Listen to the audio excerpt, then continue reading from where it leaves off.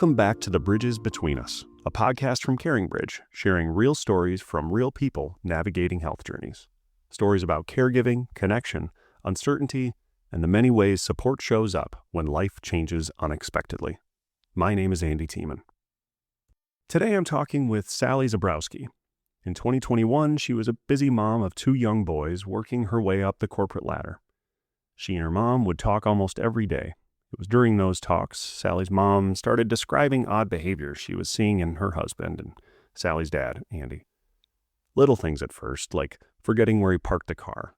But eventually, the forgetfulness got more worrisome. Those worries led to an Alzheimer's diagnosis and more. Sally's mom did a lot of the direct caregiving for Andy, but Sally was also a caregiver, caring for her mom. Sally's also the one who started the CaringBridge page for her dad and maintained it through his illness.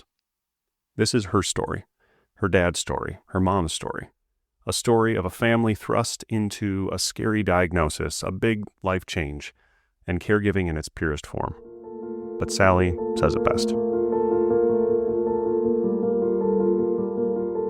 My name is Sally Zibrowski. My dad was diagnosed with Alzheimer's and primary progressive aphasia in 2021. He was 71 years old when he got diagnosed, and he lived at home for 2 years before we moved him into a memory care facility in 2023.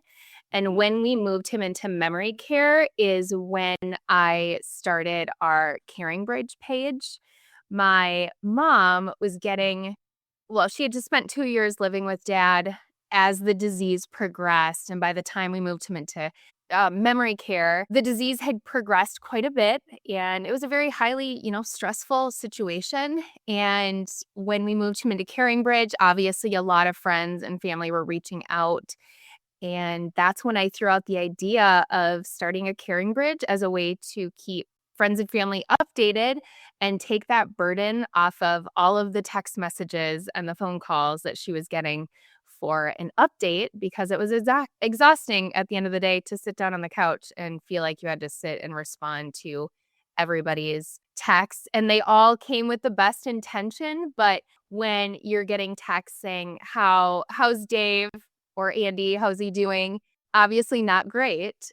It was a hard thing to respond to. So threw out the idea of starting a CaringBridge, and at the time she said it was way too much for her to take on. That would just be adding one thing to her plate. And I said, no, I will run the CaringBridge. I will run every post I put up, past you, to make sure it's okay. And she said she agreed to it. And that's how our CaringBridge started. Oh, man. So she would relay the update. So you were the only text, really, she was receiving or call, and then you would turn it into a post? Right. Yep. When I think back to our journey too, I always don't consider myself a caregiver. And it wasn't actually until I was talking to Brooke here at CaringBridge last year, telling her my story. And she goes, no, you were definitely a caregiver. But at the moment, I felt like I was caring for my mom more than I was for my dad. I was trying to make sure she was okay. Sure. And through, my contact, I would drive down to Rochester quite a bit. I always knew where things were at. And then I'd say, hey, Mom, we haven't done a post for a while. Here, I'll write up kind of like a current update. And we always like posting pictures that seem to get kind of the most attention, and tried to specifically find photos where he was smiling. And we really intentionally tried to make the posts positive, even though there could be some hard things going on that we weren't sharing. We really wanted to keep the CaringBridge more of a positive and uplifting place for people to see our updates until we couldn't make it positive anymore. Tell me, how did it make your mom feel? I mean, I suppose, were you relaying anything to him, or was it for your mom to receive and to, because there were comments, and I'm sure she would, pay attention to what they were saying down below each post and everything. How did that go? How did she absorb what was happening on the CaringBridge? When Dad was diagnosed in 2021, my mom said she remembers they came home. He sat down on the kitchen table and he looked at the pamphlet. They were in Rochester, so they were going to the Mayo Clinic They had come back from Mayo. He had the paperwork. He sat down at the kitchen table and he said, well, this is going to be fun. And it was almost like the next day, he didn't even remember that he had been diagnosed.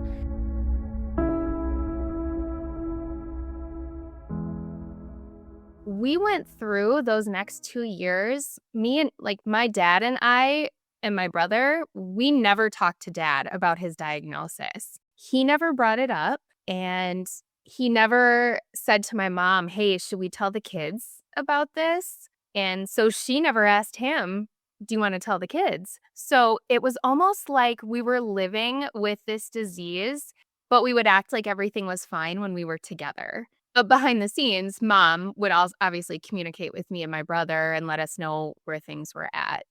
But it was never something me and dad, we would talk about with him. And so when he moved into memory care, dad, his disease had progressed so far that he never knew this CaringBridge page ever existed.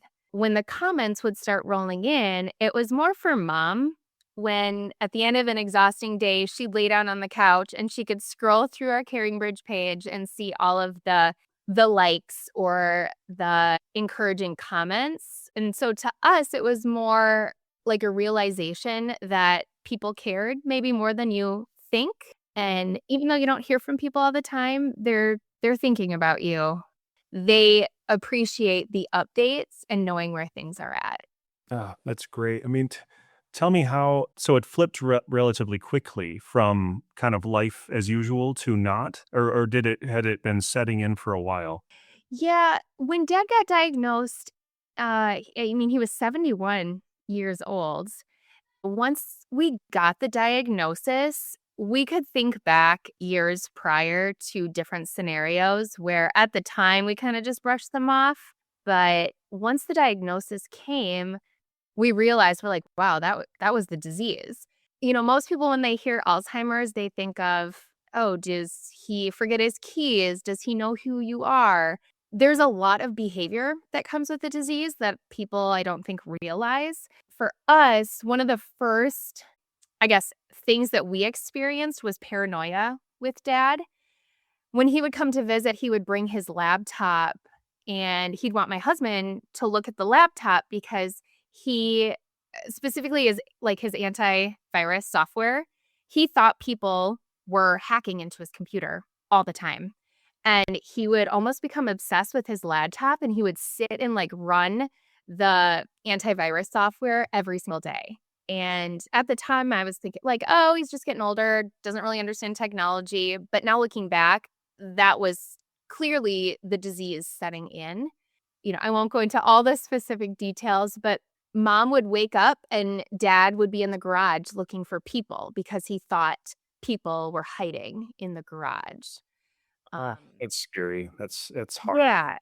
Yep. So a lot of paranoia is what came with this. And it is difficult because I think you're maybe in denial at the time too. My dad, he was a high school science teacher his entire career. To me, he was the smartest guy I knew. He always handled our finances as a family. He was also extremely athletic. He coached baseball at the high school that he taught for 18 seasons. He was the head coach. He played college baseball. He was a basketball referee, a high school basketball referee in the state of Minnesota for 40 years, golfer. We always joke that dad never ate sweets. He always ate very healthy. And so the thought of Alzheimer's just never seemed like it could be real to me because it felt like he was the spitting image of everything you could do right to avoid that kind of diagnosis, especially being so young, thinking he was probably mid-60s when he started experiencing symptoms. I'll go back to dad being a teacher. His district at the time had the rule of 90. So he was able to retire when his age plus the years he was teaching was 90. And so he was in his 50s when he retired. I was a senior in high school. And so a silver lining to all of this, feeling that he passed at such a young age, but the silver lining I see is he got 20 really great years not working and doing the things that he loved to do. And my mom retired during that period too, and they spent a few winters snowbirding down in Arizona. That very last year, they had plans to go to Arizona, but then with COVID and dad's, at the time, odd behavior, they ended up canceling that trip. And that was really hard for me and my mom, knowing that it just wasn't a good fit for them to go. And that's when I'd get sad because that's not what you want your retirement to look like. You should be healthy and enjoying your time together. So it was really difficult. My middle son was born in all of that as well. I work a corporate job, and it was getting hard managing family life with work. And me personally, I actually ended up taking 2 months off using FMLA just to focus on being there to support my mom through all of that. Not an easy decision to do something like that, but the more people I talked to, they said, "You're going to regret it. Family comes first." And that's what I tell the people that I manage at work.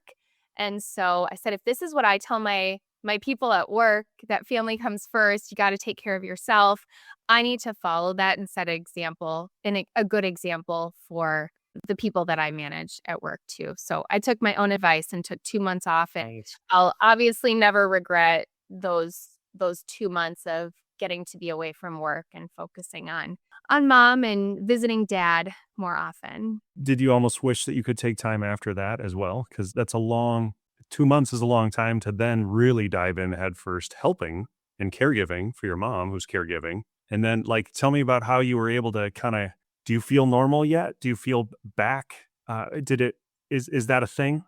I don't think it is a thing. Those 2 months away from work, well, dad was in memory care. I think it gave me a new perspective when I came back to work, that we all have one life, and you get to spend it how you want to spend it, and you get to decide where your time lies. And I love work, I love my career, but at the end of the day, it's more about it made me realize the boundaries that you need to set between work and family and how to integrate those two. And I think I'm still figuring that out today. It goes in phases. When dad was still here, and now dad passed May 2025. I've since added a third. We have a little girl, Nellie, and she was able to meet grandpa before he passed away, which was extremely special. It's just an evolving thing. Life looks different now that dad's gone. It's me as the daughter trying to find different ways to support mom as she goes through these different stages of grief right now. One thing I realized too, specifically with Alzheimer's, is that you kind of have two stages of grief with this disease. You grieve them while they're physically still here, but they're not the same person they were before the disease was there. And now we're grieving him both physically and mentally. It's a journey, we'll say, for sure. Yeah. So it's coming up on a year since he passed. Yes. Yep. May is when he passed away. And how has it been with your mom through these first holidays without him around and all that? It's tough. I'm not afraid to say I've had a therapist through all of this too, making sure that I'm leaving space to grieve myself, but then also figuring out ways that I can support mom while she's grieving. And one thing that I've learned is you can't control somebody else's grief as much as you want to. And I need to let mom grieve, and I can't worry about that. She needs to experience it just like I need to experience it too. So we continue to work through it, and it's different, and we miss him every single day. Did you keep up the CaringBridge after? How did you get through the end of his life, and then did it continue on? Were you able to use it for your mom after that? Well, that's a good question, because usually you think you see an ending point with CaringBridge. And I do have to say that was one of the best things I think that came out of CaringBridge for me is, yes, I was able to keep family and friends updated. But now, since Dad's passed, I can go to his CaringBridge page and scroll through it, and it's like a journal, like a time capsule for me. I love all of the pictures that we posted throughout those 2 years because it brings back the good memories when Dad was still with us. That week when we knew his last week was coming, I would post, like, maybe it was every other day, letting people know Dad is still here, Dad is still here. And then when he passed, I was able to share his celebration of life info, his obituary. The funeral home was able to make a really nice video of photos that you can still go back and watch now. So I shared that on there.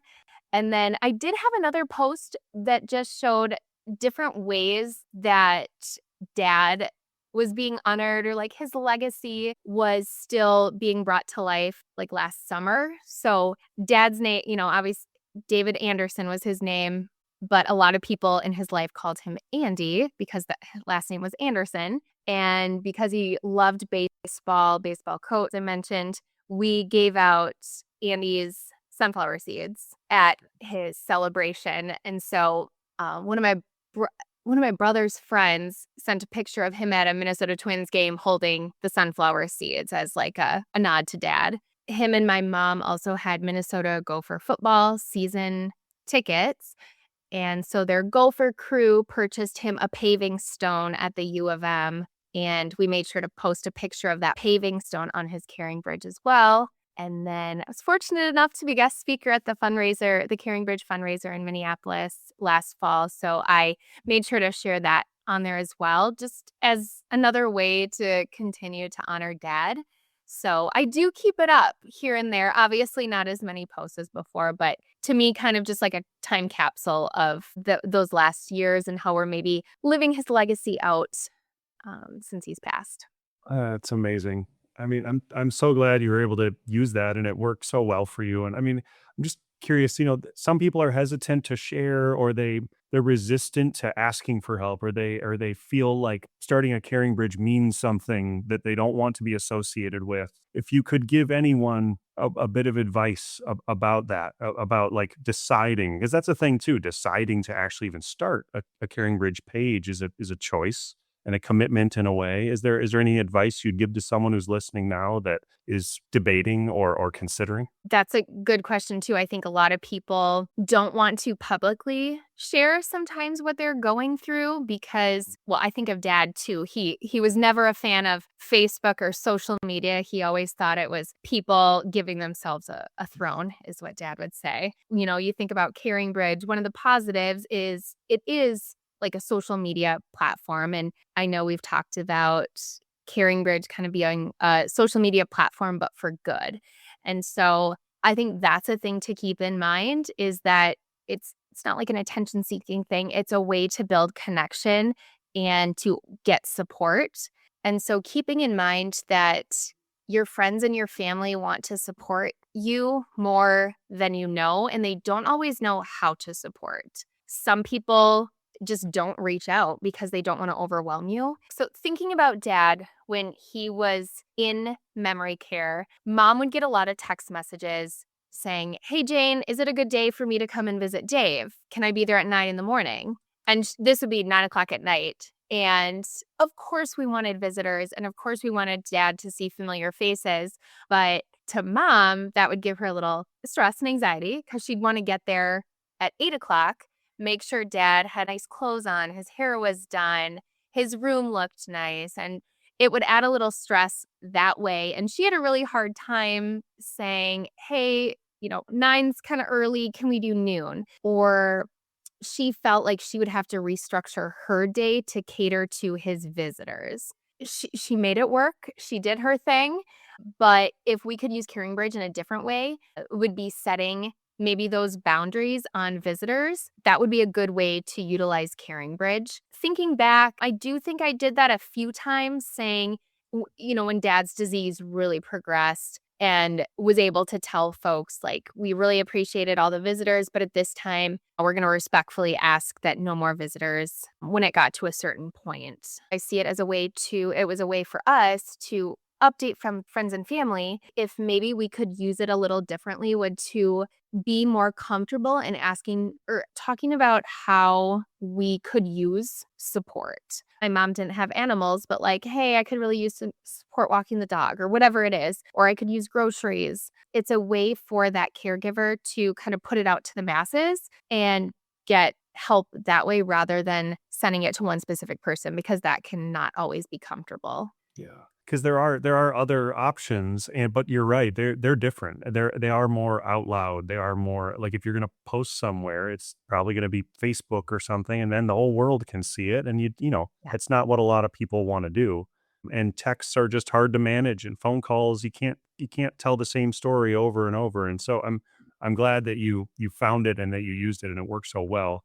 I'm also curious about people who were paying attention. There were probably certain all-stars sort of in the audience or the recipients, the people who were tuning in. Do you have any advice for people that are keeping track of someone via CaringBridge and what the best way to show support might be, whether it's just a thumbs up or a comment? Do you have any good memories from comments that were made or interactions that were had on the platform? I think the way CaringBridge helped us the most, honestly, for me, was being able to go to the page, and even if somebody didn't maybe like my post, but I could, we're able to see who visits the page, and even that itself was encouraging. Like, wow, they took time to sign in and to read how dad is doing, which just shows me a level of caring. And I know I've done that for other families too. Even maybe if I don't say anything, I'm thinking about them, even just reading their page, indirectly giving my thoughts and my prayers for whatever they're going through. And I can remember the post that I made when dad was kind of entering his final days. I think we got close to 60 comments, which is probably the most we got, through those 2 years ahead of like when I actually shared that he had passed away. But just those 60 comments right there saying, we're thinking of you, we're praying for you, a lot of he's in God's hands, and just those words of encouragement were extremely helpful for us as we went through that last week with dad. If you think of that, 60 comments would be very overwhelming if you were getting those by single text messages and feeling like you had to respond to everyone. For us, even those final weeks, it was very impactful and helpful to have that platform. And, then you can like it and they know that you saw that you saw their comment. I do think that helped us get through that last week of his life. Definitely. One last thought that I might share quick too is anybody that's thinking about doing a CaringBridge post, it doesn't have to be the direct caregiver. In our case, I wasn't the direct caregiver. It can be overwhelming for the direct caregiver because it's another thing on their plate. So even if it's a family or friend, even removed, I think it can be extremely helpful and impactful. I think some people just think it needs to be them, or even if you're the one going through, CaringBridge isn't just used for obviously folks with Alzheimer's, but even if you're going through a medical issue, it doesn't have to be yourself that's doing these updates. It can be a close family or friend. And like in our scenario, I would have my mom proofread every post just to make sure I wasn't oversharing or I was sharing things that she wasn't comfortable with me putting on there. I think that can be really helpful for those that are on the verge of not knowing if they should start a CaringBridge or not to get that support. There you have it. Certainly another story of resilience and perspective, but also a testament to CaringBridge in its purest form. From scheduling visitors to, of course, updating friends and family with details big or small. Having one centralized location for all updates is extremely helpful, especially when the alternative is making and receiving phone calls and texts, relaying the same updates over and over to family and friends. But it's not just about convenience. Like Sally said, her dad's CaringBridge now serves as a time capsule, a journal of good memories for Sally and her family. If you've been recently diagnosed or you're caregiving for a friend or family member, give CaringBridge another look. You might be surprised how helpful, maybe even cathartic, it can be. With that, we hope this podcast finds you well, and I'll see you next time.